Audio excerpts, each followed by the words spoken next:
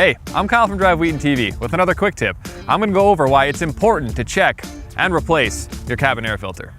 Everyone is familiar with the engine and oil filters, but the cabin air filter is often forgotten. For those that don't know, it filters the air that's fed into the vehicle's heating and air conditioning systems. It traps things like dust, dirt, and pollen, preventing them from entering the vehicle and polluting the cabin. There are a few telltale signs that your filter needs to be replaced. The most common one is noticeably poor airflow from the vehicle's vents, which reduces the efficiency of your heat or AC and could possibly strain the system. You might also notice a weird smell when there's air coming from the vents. A dirty filter can produce a dusty, dirty, or musty smell and might make the cabin uncomfortable for passengers.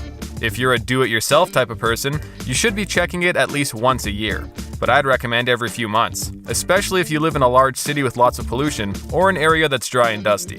If you take your vehicle in for services like an oil change, dealerships will usually check it every time and will let you know when it's time for a change.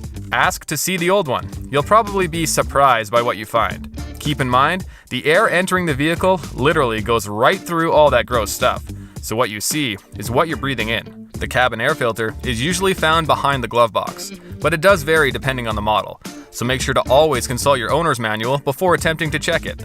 Hope this helps you keep your cabin air healthy and smelling fresh. Make sure to stay tuned for more quick tips.